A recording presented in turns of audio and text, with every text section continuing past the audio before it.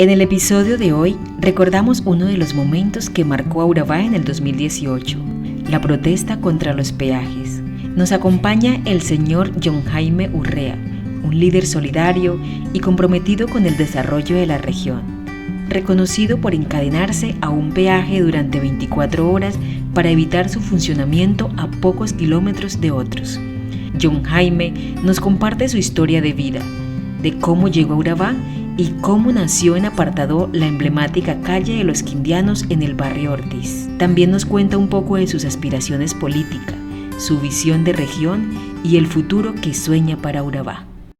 Hola mundo, ¿cómo están? Saludos cordiales, bienvenidos una vez más a Historias con Prestigio. Yo soy Lilibet Palacio y hoy les traigo un invitado súper especial y muy reconocido en la región de Urabá y ya les voy a decir por qué. Cuando se habla de cadenas, nos trae a la mente de una vez la imagen de este personaje, don John Jaime Urrea, bienvenido. Saludos muy especial.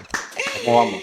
¿Cómo estás? Bienvenido a Historias con Prestigio. Excelente, muy contento de estar acá con ustedes, compartir contigo este podcast que eres tan talentosa, tan especial, una mujer con mucho carisma.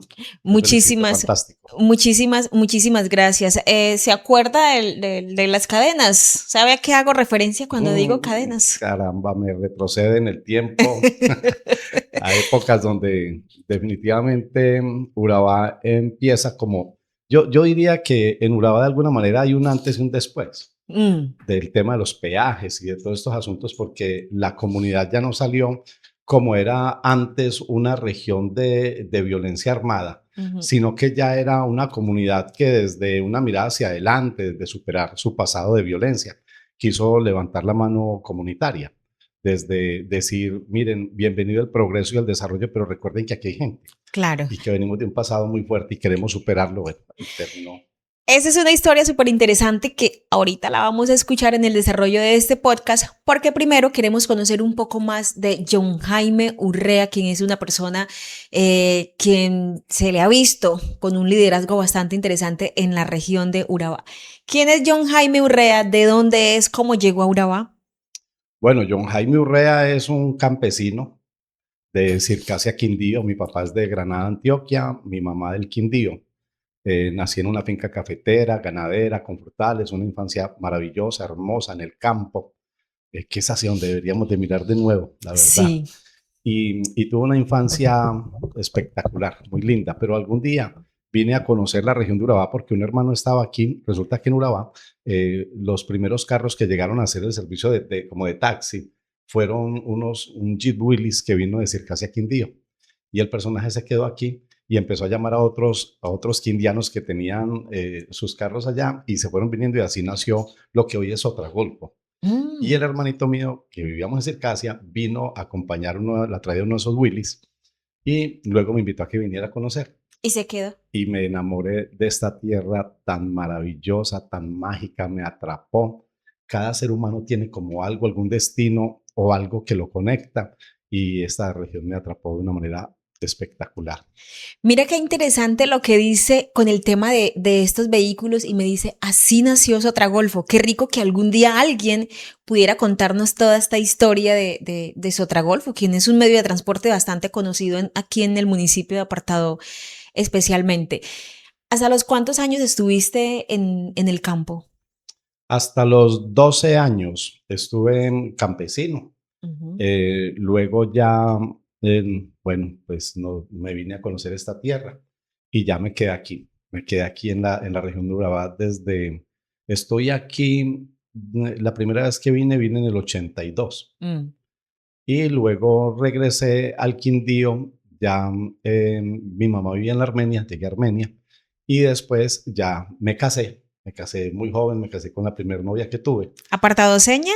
No, quindiana. Quindiana, ok. Y llegamos acá a la región de Urabá, ya el matrimonio de los quindianos, okay. a quedarnos aquí, a trabajar acá. Como siempre, Urabá ha tenido muchísimas oportunidades, bien lo decía Augura, Urabá, mar de oportunidades, y tienen mucha razón en ese eslogan, en esa frase tan bonita, y bien lo dijo el que dijo que Urabá era la tierra prometida en idioma veracatío. Yo creo que fue también una persona tocada por Dios Claro. en ponerle esos títulos tan bonitos. Urabá es eso y mucho más. Venga, me surge una duda, yo soy muy curiosa. Aquí en el barrio Ortiz hay una calle que se llama Los Quindianos. ¿Eso hace referencia a usted y a su familia o? Precisamente al primer conductor de Willis que vino a la región de Urabá. Él compró ahí, instaló ahí, sí, hizo su casa. Ok. Luego que vino otro quindiano, porque aquí todo el mundo perseguía a los carritos Willis para que los llevara al Bajo el Oso, que eran unos pantaneros impresionantes, tiraban madera para poder pasar los Ujú. carros. Y entonces él invitó a otro que viniera porque él no daba abasto y también compró un lote enseguida de la casa de él y ahí se hizo la segunda casa del quindiano. Y se fueron viniendo todos los quindianos con los Willis y fueron haciendo casitas en esa calle que hoy es la calle de los La Quindianos calle de Los y es donde Quindianos. nació la historia del transporte en la región de Urabá.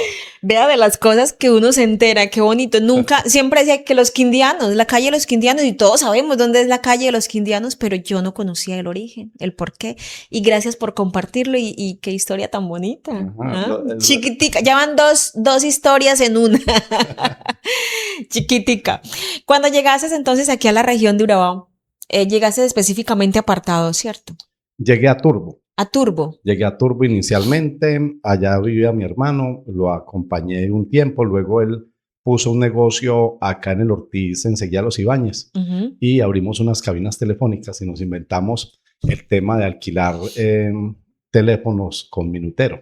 Ok. Porque era ¿Qué muy época? difícil, que había mucha gente que llegaba al territorio, era muy difícil la comunicación y como era una zona que en ese momento tenía una incidencia de violencia muy alta, tal vez la segunda zona más peligrosa en el planeta Tierra, y pues toda la gente, los familiares vivían muy preocupados por el familiar que tenían aquí y era muy difícil la comunicación, así que se me ocurrió en una cafetería que teníamos enseguida Los Ibáñez, hacer unas cabinas telefónicas, alquilar teléfono con minutero.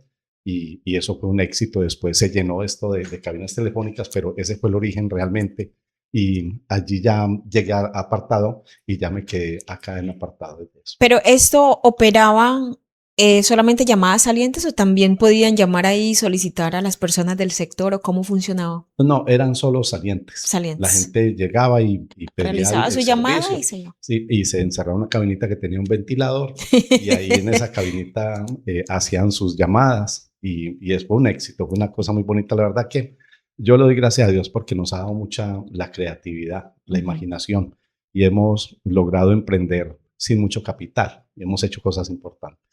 Qué bonita. Yo recuerdo la época de los celulares, pero me imagino que en la época de la que usted habla era con teléfono de Teléfono cable fijo. y Teléfono teléfono fijo. fijo. Es súper interesante.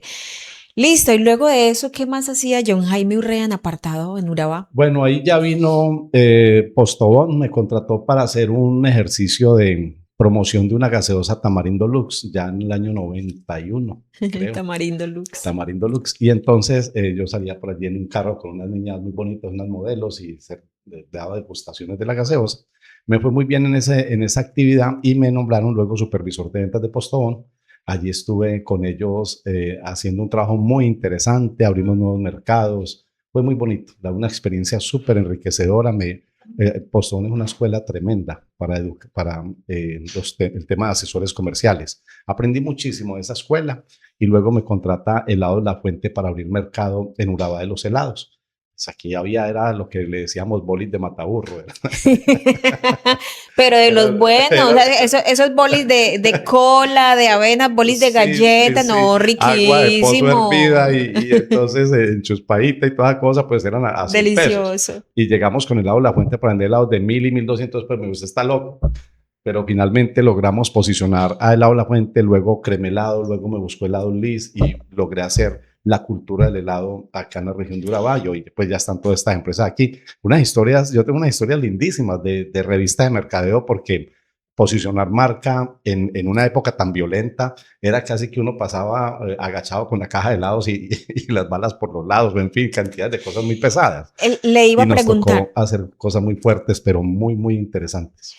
Es decir, que en aquella época, en los años 80, 90, ¿era más fácil emprender que hoy en día? ¿Qué piensa Pues usted? claro, de todas maneras, mira, todo tiene un tipo de emprendimiento diferente. Entonces, digamos que en ese momento había muchas más oportunidades. Y necesidades. Y se movía, fluía mucho más el dinero porque era menos gente, había menos en qué gastar y había muy buenos salarios. Okay. Hubo una época en Urabá que llegaba el carro, la chiva, que llegaba de Medellín y había gente, un corrillo de gente esperando que llegara ese bus. Y cuando llegaba el bus, se le abalanzaban al bus a decirle, ¿quiere trabajar? ¿Tiene trabajo? ¿Con quién va a trabajar? Y lo esperaban a uno para ofrecerle trabajo. Y ¿Y entonces qué trabajos? en bananera. ¿En serio? Sí, cantidades de gente en bananera o en cafeterías que estaban abriendo. Se necesitaba mucha mano de obra, entonces fluía mucho el dinero. Y fue una época bastante interesante de la región. Pero mira que todavía se ve que mantienen buscando mucho Claro, la mano de obra para las fincas bananeras y no sé qué pasa que los jóvenes o las personas de ahora no quieren trabajar en las fincas. ha evolucionado. Digamos que los hijos de los que hoy trabajan el banano no quieren repetir la historia de su papá, que se va a las 4 de la mañana, que vuelve a veces a las 7 de la noche o a las 5 de la tarde, en fin, y ellos no quieren como lo mismo, ellos quieren algo diferente, pero hoy evoluciona el tipo de emprendimiento de esa época y hoy con la llegada de los puertos hay un ecosistema portuario donde solo con Puerto Antioquia vienen alrededor de 700, 800 nuevas empresas. Ujú. Y alrededor de esas 700, 800 nuevas empresas hay muchas oportunidades de emprendimiento. Y nosotros no nos podemos quedar en todas estas que nos han enseñado y que nos han metido de víctimas, de Claro, negros, de no sé total. qué, de ellos nos deben. No, venga, necesitamos, yo soy daltónico y yo no veo colores sino seres humanos.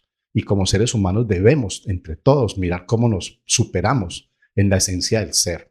Unos son emprendedores, otros son académicos, otros son deportistas, otros son cultores. Y aquí hay una diversidad de inteligencias maravillosas.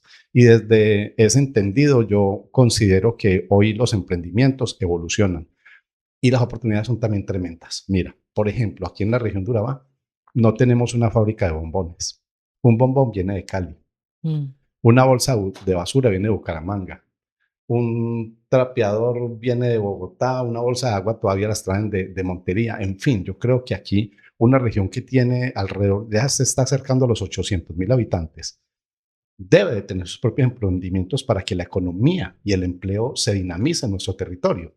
Pero entonces la gente se queda en un pensamiento de que para montar una empresa, una fábrica de bombones necesita un capital de 100, 200 o 300 millones de pesos. Y yo hoy les voy a regalar una fábrica de bombones. ¿La quieren? ¿En serio? Sí, te la voy a regalar. Interesante. Cogemos una paila, derretimos la melcocha, le rayamos un coco, le ponemos un palito y empacamos bien bonito que diga hecho en Urabá, compre la Urabá. No hay una tienda que no le compre 3 paquetes. No hay un colegio, una universidad que no le compre 100 paquetes. Eso es una empresa. Es una empresa que podemos montar sin mucho capital, simplemente con la visión de emprender. Es lo que debemos de redireccionar en nuestro pensamiento en la región de Urabá y empezar a entender las dinámicas y las oportunidades maravillosas que tiene nuestro territorio para empezar luego a generar marca, a ser dueños de algunos letreros de todas esas empresas y esas oportunidades que hoy tienen este tema de terminales portuarias tan importante que tiene para el territorio. Se habla que necesitan alrededor de 17,000 nuevos empleos. Estamos hablando solo de Puerto Antioquia, Mm. pero resulta que ya viene Puerto Progreso, que es 4 veces más grande incluso. Pero también está Pizicí a puertas de empezar la construcción, pero además está Puerto Cirilo. Y entonces lo que se viene es extraordinario. Pero Urabá es más que puertos y túnel del Toyo. Urabá también tiene otras fortalezas y otras potencialidades. Mira, Urabá es como una caja de Pandora, Mm. donde tú cierras hoy y mañana abres y encuentras otra oportunidad nueva y vuelves a cerrar y vuelves a hacer y así te puedes quedar todo el día viendo nuevos escenarios de potencialidades de emprendimiento, de desarrollo, de oportunidades maravillosas que tiene la tierra prometida, la región de Urabá, lo que me atrapó, porque en mi mente creativa y emprendedora y comercial vi oportunidades por donde caminaba. Eso me atrapó y la verdad que me siento muy feliz de haber llegado a esta tierra tan linda.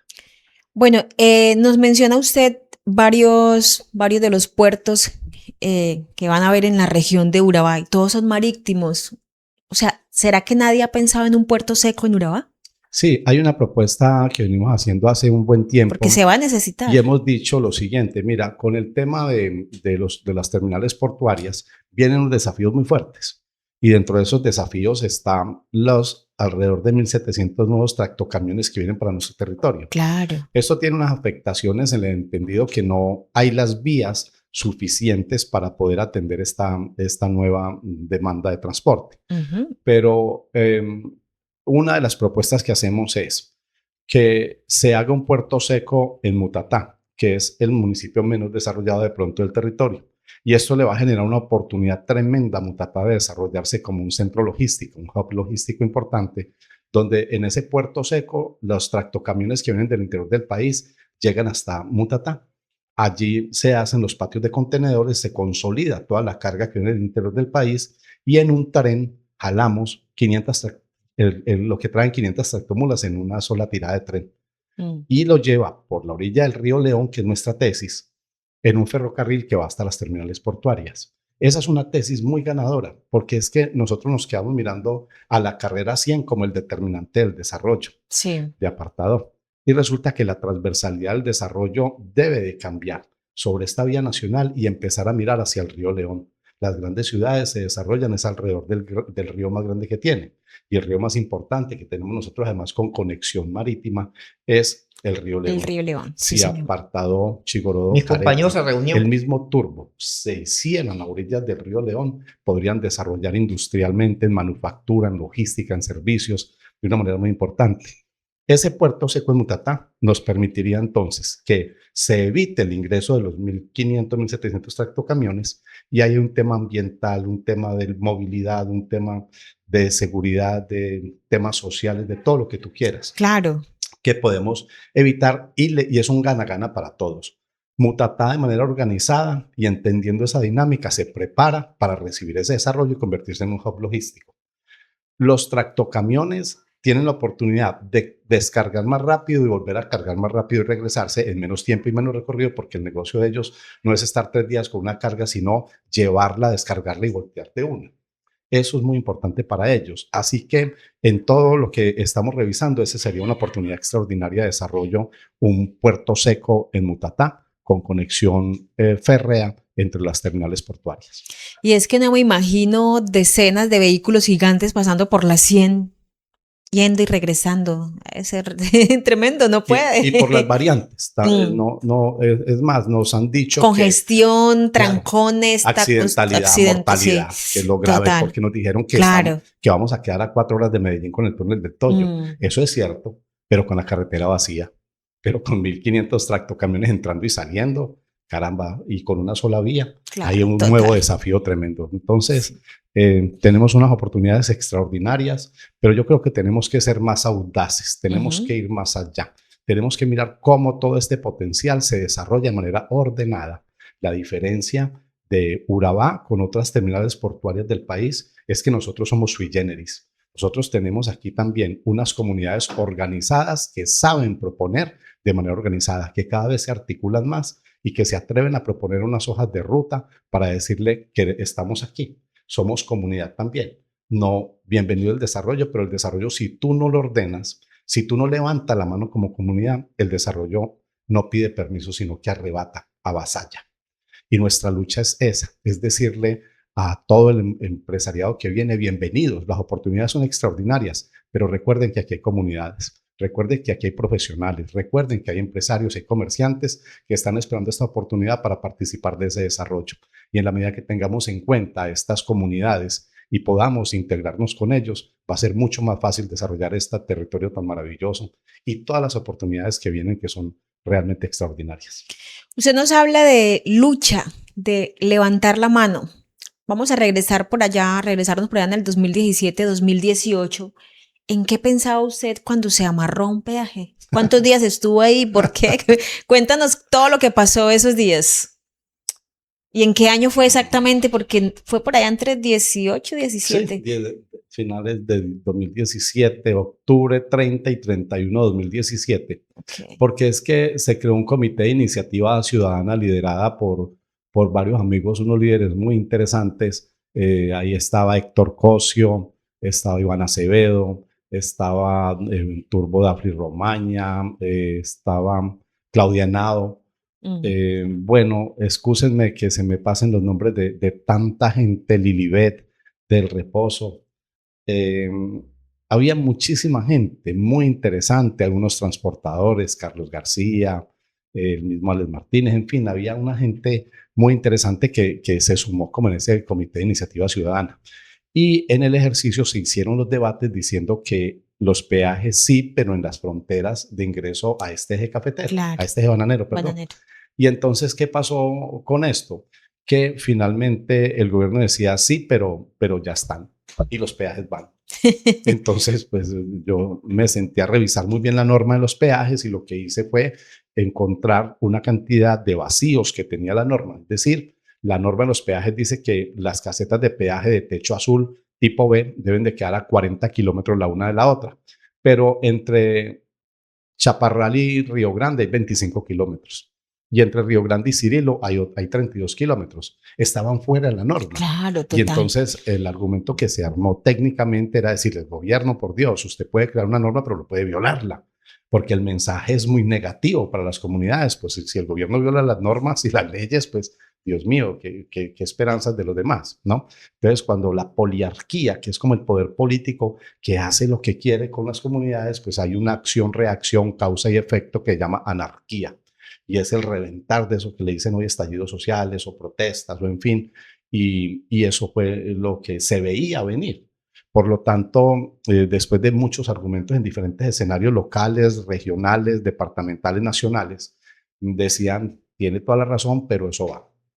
Entonces, de manera simbólica y lúdica, los compañeros se fueron a una reunión en Bogotá en el Ministerio de Transporte, yo no pude ir, y lo que hice mientras ellos estaban allá, quise darles como un respaldo y decir, me encadeno para mandar un mensaje que aquí así va a quedar Urabá, encadenada, maniatada, y en ese momento pues tomé esa decisión, me encadené en el peaje de Río Grande y pues ahí hubo unas situaciones muy fuertes, muy fuertes. La gente sabe que hubo un loquito que se encadenó y que llamó al paro de los peajes, pero la gente no sabe el minuto a minuto y todo lo que sucedió. La verdad que da para escribir un libro, pero no se imaginan el libro. ¿Pero qué sucedió? Bueno, pues muchas cosas. Pues más de lo que, aparte de lo que conocemos, de todo este revolcón que hubo en Urabá, por decirlo así, ¿tú literalmente amanecías ahí? ¿Subiste sí, ahí? Me encadené el 30 de diciembre y ¿De diciembre o de octubre? De octubre, perdón, y el 31 de octubre a la 1 de la mañana, pues tuve un atentado fuerte. ¿Qué pasó? Y pues intentaron matarme. Salí vivo, hay un testimonio de vida tremendo, Dios existe, y me protegió en una manifestación tremenda. Dios está vivo y me protege, y por eso hemos estado en tantos temas sociales, en tan álgidos, y hemos llegado a tratar de solucionar y finalmente lo hemos logrado, hemos salido victoriosos desde el respeto, desde lo normativo, desde levantar la mano y decir, escuchen a las comunidades, no pasen por encima de ellos.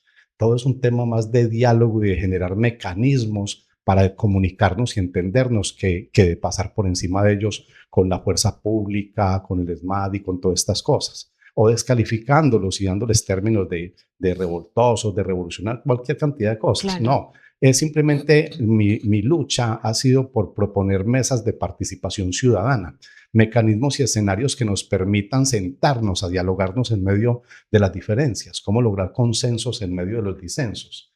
Y eso ha sido mi tesis. Inicialmente lo vieron muy mal, salí vivo del atentado, me llevaron preso, me volé y me volví a encadenar en el peaje. Ya se fueron a buscarme a mi casa otra vez para coger. Pero venga, yo me volé fue para el peaje otra vez, allá me volví a encadenar. Y no, pero yo quiero más detalles de ese encadenamiento. ¿Estuviste allí? ¿Quiénes te acompañaban? ¿Qué comías? ¿Quiénes estaban ahí cerca? La verdad era que yo estaba almorzando y pensando en mis compañeros allá en Bogotá, en el Ministerio de Transporte, y dije, hombre, qué impotencia. ¿Cómo mandar un mensaje que ellos no queden allá? Porque ya sabíamos que todo lo que decían es, tienen razón, pero los peajes van. Pues no, esto no puede ser así. Entonces estaba almorzando y me llegó ese sentir de ir y encadenarme y hacer una protesta pacífica, lúdica, simbólica, sin obstaculizar vías, sin llamar arengas de ningún tipo, sino simplemente ir y encadenarme allí y decir, así queda Urabá, maniatada, encadenada, y hablo por los que no tienen voz, hablo por las madres de familia que envían sus hijos a estudiar sin desayuno, porque no encontró qué darles, pero sí encontró peajes, por el padre de familia que sale a buscar trabajo y no encontraba trabajo, pero sí encontraba peajes. Y era básicamente eso como lo que quería expresar en ese ejercicio lúdico.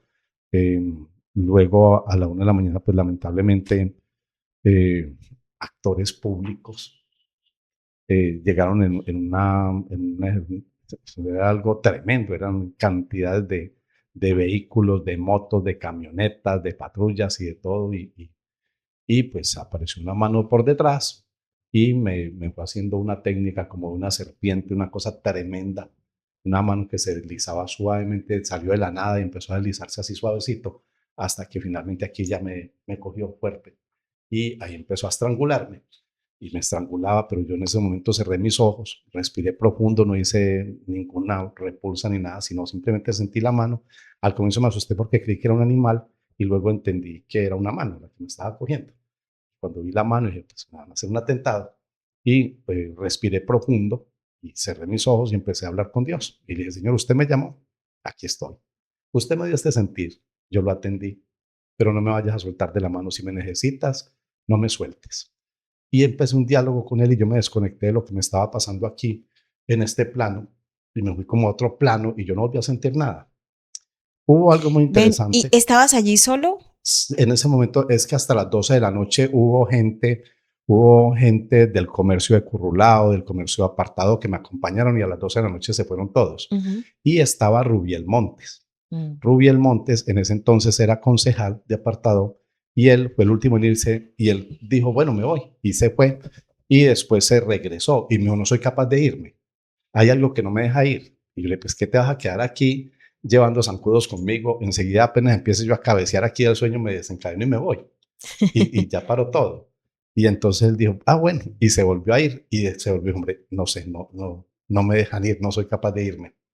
Y me dijo, yo me voy a sentar por aquí y se sentó entre unas maticas, allá se acurrucó entre las maticas, en una distancia ya prudente, y yo seguía aquí encadenado. Cuando vimos una cantidad de luces de carros y motos que venían, dije, caramba, mira, concejal, ¿qué será eso tan bonito? ¿Será que la gente de apartado se solidarizó y vino a acompañarnos en esta eh, manifestación lúdica? Y entonces él miraba y me decía, yo tengo como miedo.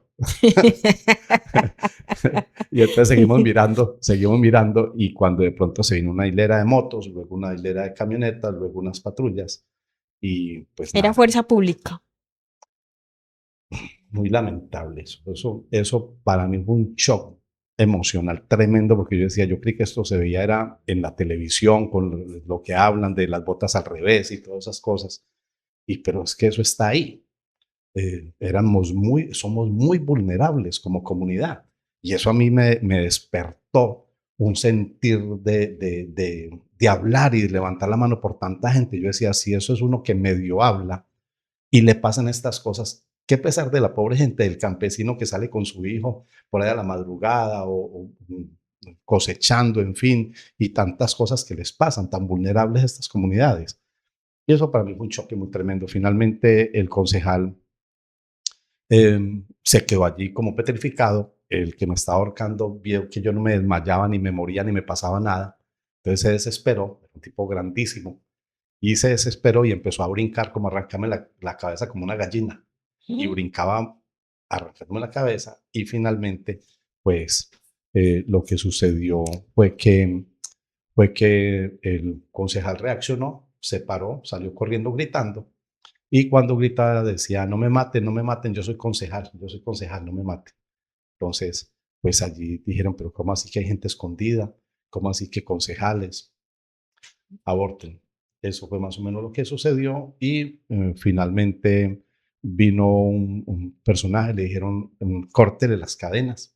Y el tipo se fue y sacó de la camioneta una cizalla, un alicate largo que corta hierro Claro. y entonces vino a cortarme las cadenas, pero cuando el tipo venía a cortarme las cadenas, de una manera muy curiosa, o sea, aquí encadenado, así maniatado y sorprendido. Pero el tipo se venía con el alicate y con la cizalla, y cuando venía a cortarme las cadenas, abría los ojos y empezaba a brincar de para atrás, y brincaba así con los ojos abiertos, y yo decía, ¿qué es tan raro? Y entonces decían que le corté la cadena, y el tipo volvía, arrancaba, y cuando me miraba brincaba y se echaba para atrás. Yo me imagino que en ese momento ¿Qué era? lo que tenía que haber era mucho Espíritu Santo. Tenía que haber algo, una fuerza que me protegió de ese momento tan fuerte, y el tipo algo veía, pues qué bueno saber qué veía o qué le pasó, porque él abría los ojos, brincaba así de para atrás y no era capaz de cortar la cadena. ¿Habrá forma de encontrar a ese personaje y hacerle un podcast a que nos cuente qué era lo que él ¿Qué fue veía? lo que pasó? ¿Usted Finalmente, conoce a la persona sin no, decir no, nombre? no, ¿No no, sabe no, quién no, es? en lo Ok. absoluto de nada de los actores de eso, nada de eso. No, no, no lo recuerdo porque no era mi enfoque. Yo no soy un hombre Ok. ni de rencores, ni de venganzas, ni de grabar mentes para lo malo, sino siempre para lo bueno, todo propositivo. Ellos estaban pues en una actividad también de mirar cómo garantizaban un orden público y en fin. Y Ujú. pues esa fue la manera como se dio. Luego vino otro personaje, también un tipo muy grandote, cogió la cizalla y se fue detrás de mí y por detrás cortó las cadenas y luego me llevaron preso. Y estaba en el comando de policía, ahí en la parte de ingreso. Me tenían allí pues en todas las documentación y no sé quién, no sé cuántas, y nos pasó Eduard Fabián y me vio y me dijo, ¿qué le pasó? Y me trajeron preso, me trajeron preso. Y entonces le dije, usted me saca, me lleva en la moto. Y entonces dijo, yo no puedo porque tengo un compromiso, pero le mando a alguien que sí lo pueda ayudar, porque es injusto. Usted está en todo el derecho, usted no hizo nada contra la ley, contra la norma, sino que es un acto simbólico, lúdico. Usted no obstaculizó vías, usted no arengó nada, usted no hizo nada pues indebido, sino simplemente hacer un acto simbólico. Y luego vino otro periodista y me recogió en una moto y entonces cuando yo vi la moto me monté y salimos volados. Y entonces él me decía, lo llevo a su casa. Y le dije, no, lléveme al peaje. Otra. Y, hombre, por Dios, no, mira lo que te pasó, pero ¿cómo vas a insistir que el peaje? Vámonos para su casa. Y yo le decía, camine para el peaje. No, por favor, hombre, se lo suplico, me rogaba. Yo estoy muy preocupado, te va a pasar algo, te va a pasar algo, no te vas para el peaje. No te lleve, vámonos para el peaje. Déjeme morirme sirviendo para Qué algo. terquedad. Déjenme morirme sirviendo para algo, porque no puede ser así.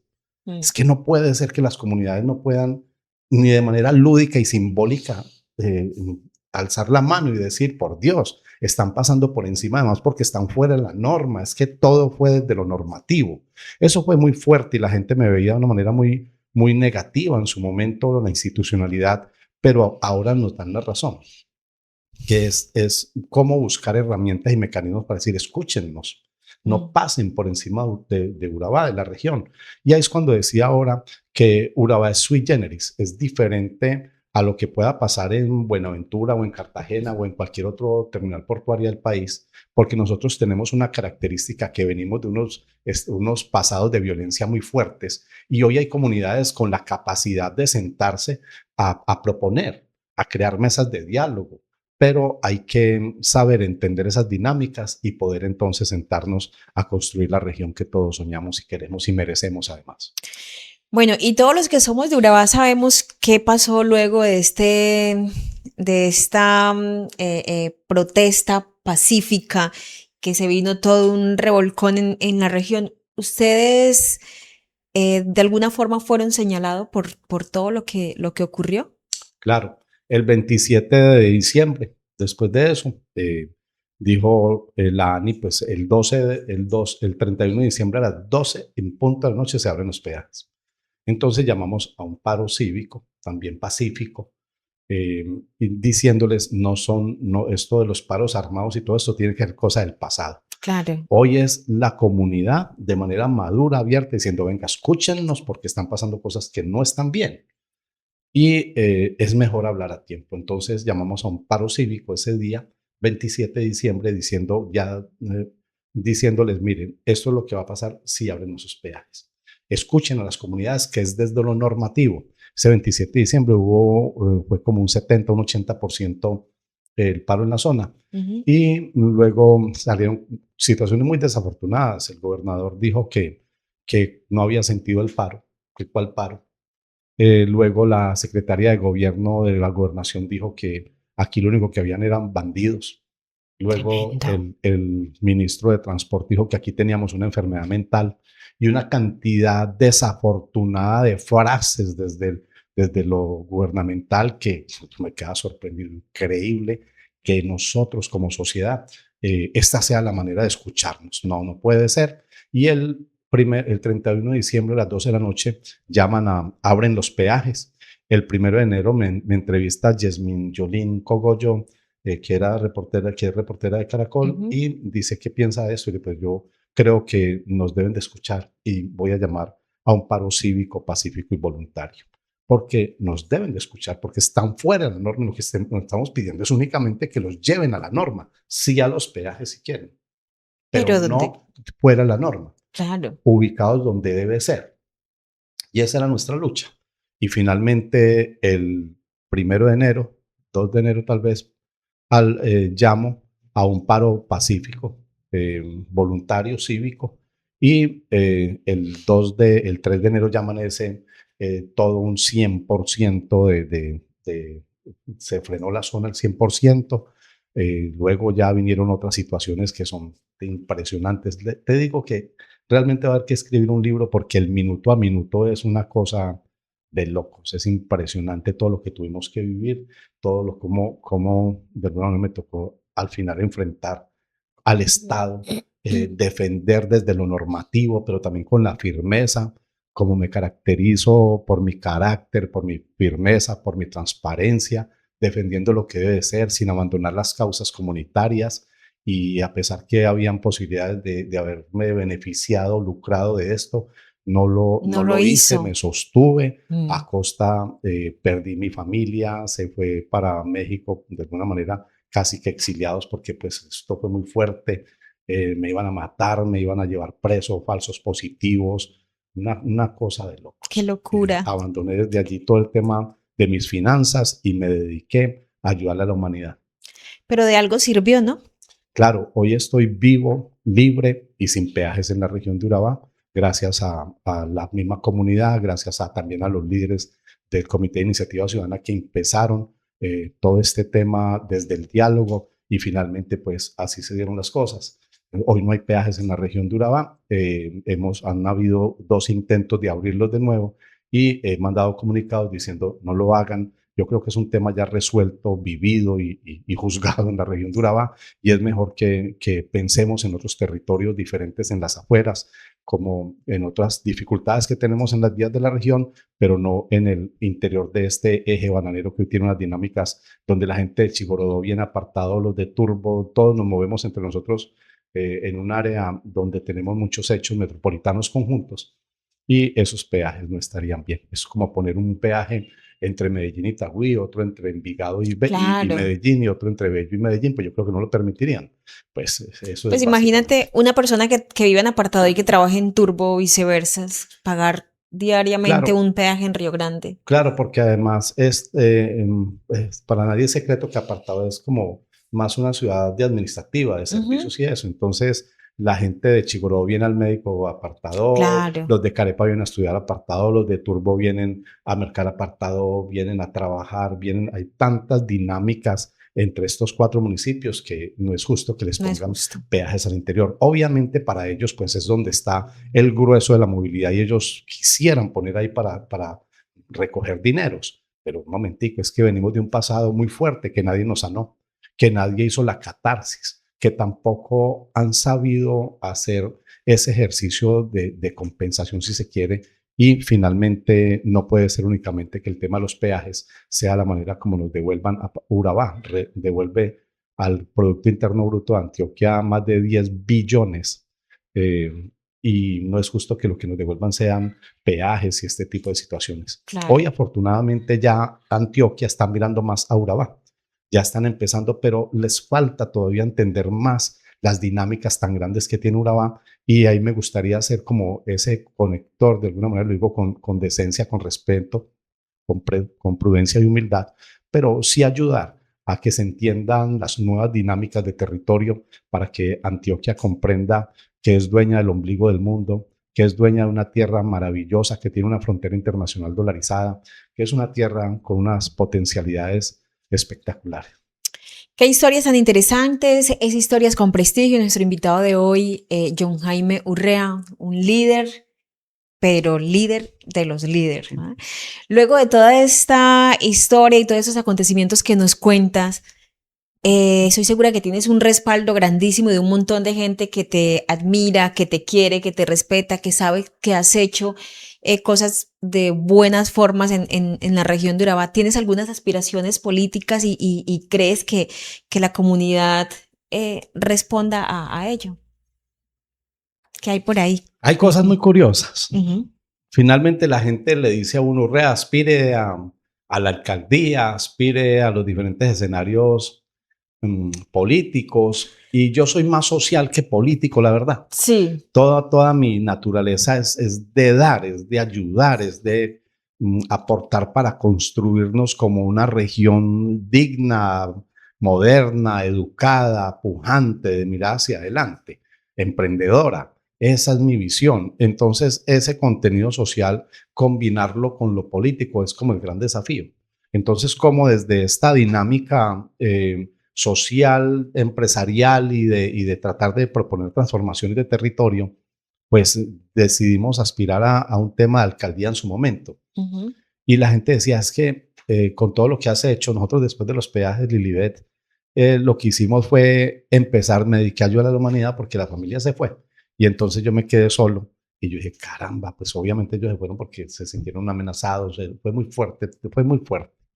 Entonces yo dije, pues me quedé aquí enfrentando las comunidades, no me quise ir, yo tenía una oferta de trabajo en México como director comercial de una empresa allá y muy interesante y me estaban esperando.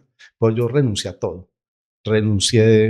todo, a mis finanzas, no volví a generar, he sido empresario, he sido gerente nacional de ventas, mi fuerte es posicionamiento de marcas, y yo renuncié absolutamente a todo por dedicarme a ayudarle a estas comunidades, a defender estos territorios. Y no volví a generar un peso. Hace 8 años yo no genero ingresos de ningún tipo. Ni acepto contratos, ni acepto cargos, ni he vuelto a montar empresa por dedicarme a trabajar por estas comunidades durante estos 8 años. Así que tuve una empresa muy bonita en Carepa que se llama Agua Tan Rica, allá hicimos un ejercicio muy bonito y renuncié a todo. Así que desde eso hemos entregado en las comunidades más de 500 toneladas de alimentos, ahí perdí la cuenta, donde recojo comida de los supermercados antes de que se dañe la comida. Entonces ellos me la entregan y yo voy y la reparto a las comunidades más vulnerables, donde hay gente, familias, hay señoras, madre de cabeza de familia con 4 o 5 muchachitos, hay unas situaciones, hay gente de la tercera edad, hay gente en toda su capacidad laboral, pero que por circunstancias de la vida hoy no tienen trabajo y no tienen alimento. Entonces poder llevar esa ayuda para que ellos puedan alimentarse y puedan seguir buscando oportunidad, me tocó mucho. Teníamos un ejercicio muy bonito que se llama Apartado sin hambre o En pandemia pero sin hambre, que también hicimos por varios municipios. Y finalmente, todo ese trabajo tan grande, social, más de 500 toneladas de alimentos, más de 30,000 paquetes de panes entregados. Recogimos todos los perros y los gatos de la calle. Hicimos albergues animalistas. Hay una comunidad hoy animalista que sale como desde esas iniciativas. Hoy están muy activos, muy vigentes. Qué bueno poder seguir ayudando y aportarles a estas comunidades animalistas tan bonitas, que me parece que una región que tenga la sensibilidad con los animalitos también tiene sensibilidad en muchas cosas de su sociedad. Y eso es lo que hay que empezar a fortalecer. Hemos hecho carreteras, hemos hecho puentes, hemos estado en los estallidos sociales. Cada que hay estallidos sociales me llaman, Urrea, esto se salió de control, voy, propongo mesas de participación ciudadana y hemos logrado abrir las vías varias veces cuando las han bloqueado. En el tema de los jóvenes y los machetes y estas dinámicas tan lamentables, fui y pues incidí entre ellos, logramos calmar varias veces conflictos muy fuertes, durante un tiempo logramos que se calmaran. Finalmente me dijeron, aspira a la alcaldía, aspiramos a la alcaldía. Y en esa aspiración a la alcaldía yo vi unas cosas tremendas con miles de millones de, y yo decía, guau, claro, qué locura, por Dios. Si esa es la condición para ser alcalde de apartado, no. Esa plata que están regalando no es de ellos, son platas ajenas y ahí veo unos problemas gravísimos y esa no es mi naturaleza. Claro. Así que si le sirve mi obra, la obra social, mi entrega a las comunidades, si le sirve mis debates en los cuales me fue bien en varios de estos debates, si le sirve eso, aquí estoy. Pero si me tengo que ir a endeudar en miles de millones de pesos para regalar y después los problemas más impresionantes, no podemos ser así como sociedad. Y me quedé ahí, no me gasté 100 pesos en esa aspiración a la alcaldía. Un amigo me regaló unos volantes, otro me regaló un chalequito con un aviso aquí arriba. Iba por los semáforos entregando estos volantes y hablando, pidiendo una oportunidad. Y finalmente hicimos 4 casas, 7 mejoramientos de vivienda. Finalmente, de todos esos miles de personas que ayudamos, de toda esa obra tan gigantesca y tan bonita, eh, el que ganó con 28.000 votos y nosotros sacamos 624 votos. Dios. 600 amigos y 24 personas de las miles que les ayudamos se sensibilizaron para apoyar una tesis social, una propuesta de ayuda a las comunidades transparente como debe ser la política y cómo se debe hacer la administración pública.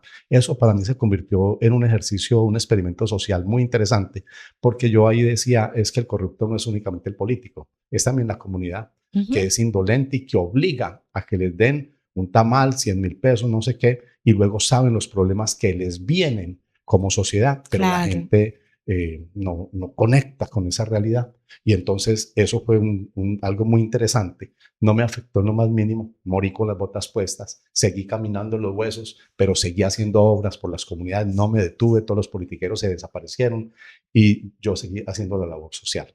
Hoy me están diciendo aspiremos a la Cámara. Urabá no tiene una representación en el Congreso de la República. Eso es gravísimo para una sociedad que se acerca a los 800.000 habitantes, que no tenga representación en el Congreso de la República. Es gravísimo, porque entonces, ¿qué es el representante de la Cámara? Es la persona, el enlace del territorio que está en la Cámara Baja, que es la Cámara de Representantes, diciendo mi región tiene estos proyectos, mi región necesita que se legisle a favor de ella. Y hay una cantidad de elementos que hoy necesitamos en Urabá, pero no hay nadie en el Congreso hablando por nuestro territorio. Que sorprende que hay veces llaman unos líderes que lo conocen a uno, que les sale sangre de las manos de aplaudir en toda la obra que hemos hecho, pero cuando le digo consolidemos un equipo político diferente, con un enfoque más de las comunidades, social, atendiendo nuestras problemáticas, dice, es que ya tengo un compromiso con un personaje de otra parte, de otra región, de otro territorio, que ni siquiera conocen la región, que no les duele y que no van a hablar por la región, pero ya cuadro al líder y si ya cuadro al líder, el líder no lo puedo apoyar a usted porque ya tengo un compromiso. ¿Con quién es el compromiso? ¿Con los de afuera o con las comunidades? ¿Usted es líder de quién? ¿De los que están allá afuera haciendo politiquería y haciendo daños? ¿O usted es líder de las comunidades que confían en usted, que lo represente para que los defienda, para que podamos construir una región diferente, para que podamos jalonar los proyectos que hoy tanta gente está esperando que le llegue, esperando que un político diferente pueda venir y algún día debe pasar? Y yo pido esa oportunidad. Hoy estamos aspirando a la Cámara de Representantes y veo un ambiente muy interesante, pero hay algo que me sorprende mucho, porque resulta que todos los días me llaman grupos colectivos de Medellín diciendo queremos apoyar esa obra social tan grande que haces en ese territorio. Y muchos de los líderes locales lo llaman y dicen, no, estoy comprometido. Caramba, eso me tiene a mí muy sorprendido. Creo que en Medellín va a haber una votación muy grande, muy bonita. Ujú. Se me sumó la gente de la Terminal del Norte, muchos transportadores, no la terminal como nombre, como tal, cuidado. Transportadores. Transportadores Ok. a título personal, que son dueños de los buses que están en estas empresas, decidieron apoyarnos. Y ahí hay un ejercicio grandísimo, hermoso, espectacular. Muchos empresarios o algunos empresarios del hueco, el sector del hueco, también decidieron sumarse y apoyarnos. Empresarios de Medellín que se sumaron. Me llamó un personaje que aspiró a la gobernación de Antioquia y me dijo de las hojas de vida, más bien de las obras que le vi a los que están aspirando a Cámara. El que tiene una tesis comunitaria, social, que viene en un ejercicio diferente a lo politiquero, eres tú. Y tu obra, pero también me gusta que tú hablas de desarrollo territorial, de economía, de mirada propositiva, de emprendimientos, y eso para mí es muy ganador. Así que de todos los que conocí para Cámara, yo te doy el respaldo a ti porque eres diferente. y eso es lo que queremos construir como territorios. Y bueno, me llama un personaje que aspiró a la gobernación a ofrecernos ese respaldo, y así mucha gente se viene sumando de una manera extraordinaria. Yo veo un ambiente muy positivo para que logremos una Cámara local. Yo veo el ambiente idóneo, histórico, especial para que Urabá tenga una representación, pero que tenga una representación no politiquera de intereses personales, sino de un interés colectivo de transformar una región. Yo renuncié a ser rico, renuncié a todo, a mis finanzas, a mi familia, absolutamente a todo, porque mi vocación es dejar un legado que ayude a transformar este territorio, y esa es la verdadera riqueza, y con eso moriría feliz. Así que por eso lo hago, por amor a un territorio, por poder dejar esa huella en una región donde se podían hacer las cosas bien hechas, y esa es mi lucha y espero encontrar el respaldo de la gente esta vez para lograrlo. Interesante querer dejar un legado en la región de Urabá. Ya lo empezaste, yo creo que ya hay legado de tu parte en nuestra región. Son interesantes las historias de John Jaime Urrea, a quien le doy las gracias por acompañarnos en este podcast, y de verdad que le deseo muchísimos éxitos en toda esta carrera que emprendes. Bueno, pues muchas gracias, Lilibet, gracias a Prestigio por invitarme en este espacio tan bonito de Historias con Prestigio, a José Urdaneta, a Lilibet, a todos los que están detrás de cámaras, al equipo tan bonito que tienen de trabajo. Me siento muy contento. Soy John Jaime Urrea, un hombre de región, un hombre más con sentido social, que está aspirando a la Cámara de Representantes tradicional. Cambio Radical 112 es nuestro número, y pues nada, vamos a transformar la historia de Urabá, vamos a traer resultados. Queremos habilitar una frontera internacional dolarizada que tiene Antioquia, que no ha entendido que es Panamá, un país de servicio. Nosotros somos una frontera al otro lado, agraria, que podemos irnos nadando con un bulto de maracuyá y nos devolvemos nadando con un bulto de tenis o con un televisor. Hay que activar esa frontera internacional para que generemos economía, para que dinamicemos el empleo, todas las cosas positivas que podemos generar. Esta frontera internacional la utilizan las fuerzas al margen de la ley, pero no la hemos utilizado nosotros como agremiaciones, como comerciantes, como institucionalidad. Queremos hacer una zona de régimen especial aduanero entre Mutatá y Arboletes. Queremos que venga la inversión extranjera y se asiente con empresas de manufactura en nuestro territorio, que nos permita entonces acceder a nuevos emprendimientos, al empleo, a la economía, a tantas potencialidades que desde esta perspectiva podemos lograr. Queremos trabajar también, Lilibet, en el tema de la supramunicipalidad, proponiendo una región metropolitana, no una área metropolitana. No tenemos vocación de área. Es muy diferente la región porque es mucho más democrática. No hay municipio núcleo, por lo tanto nos sentamos en una mesa en igualdad de condiciones para poder, o en las mismas condiciones para poder transformar territorio. Queremos revisar un tema de un piloto que estamos proponiendo de reforma agraria que es extraordinariamente lindo, y nosotros tenemos una potencialidad más allá de los puertos y del túnel de hacer una zona agroindustrial. Apartado Turbo, Chigorodó, Carepa deben de ser agrópolis, deben de ser ciudades con una vocación muy fuerte de la agroindustria. Nosotros miramos el plan y el mar, pero no miramos la montaña que tiene desde el nivel del mar hasta 1.200 metros de altura, y unas potencialidades agrarias extraordinarias que tenemos que trabajar para garantizar la seguridad alimentaria y para dinamizar economías.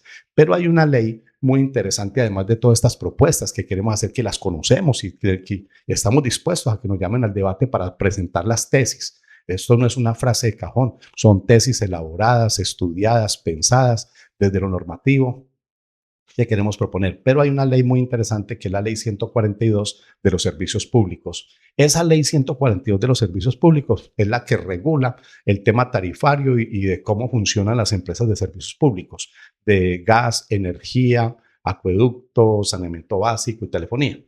Pero resulta que esa ley la hicieron en el 94, y en el 94, Lilibet, no había ni carros que trabajaban con energía eléctrica, ni energía solar, ni todos estos no estaban implementados, podían existir, pero no estaban implementados en nuestro territorio. Por lo tanto, esa ley tiene unos vacíos. Esa ley está obsoleta y lo que hay que hacer es pedir una actualización. Pero la actualización de esa ley de servicios públicos debe tener también unos contenidos para revisar varios asuntos, y le voy a decir solo uno. Por ejemplo, yo voy a una cafetería y compro un tinto. Y digo, ¿cuánto vale el tinto? Vale 2.000 pesos. Y cuando voy a pagarlo me dicen, es que para pagar el tinto usted tiene que comprar la registradora. ¿Cómo así? ¿El negocio es suyo o es mío? Si el negocio es suyo, usted debe tener las herramientas para cobrarme a mí. ¿De qué estoy hablando? de los contadores del agua, de la energía y del gas, que es la herramienta para que me cobre la empresa de servicios públicos, pero me toca comprarla a mí. Y no solo me toca comprarla a mí, sino que cada que quieren dicen hay que cambiarlo. Importar un medidor de esos no llega a los 100.000 pesos nacionalizado y nos lo venden como en 384.000 pesos. Eso no es justo. Alguien debe hablar, pero no es el populismo de los servicios públicos en las épocas electorales. Es desde lo normativo, es desde la norma que podemos decir hay que hacer esto. Yo llamaría a la gente a decir quememos todos los recibos de los servicios públicos. Y hoy hacemos una montaña y lo quemamos y gritamos y protestamos. En el otro mes hay que pagar lo doble.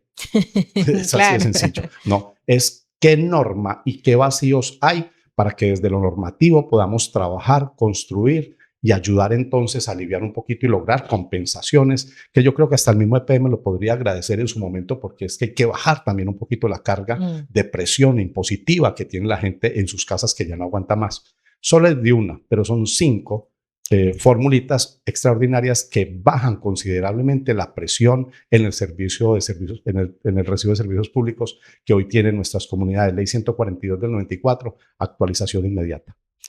Ese es un tema súper interesante, don Jaime, que me encantaría tocarlo en un próximo podcast porque el tiempo apremia.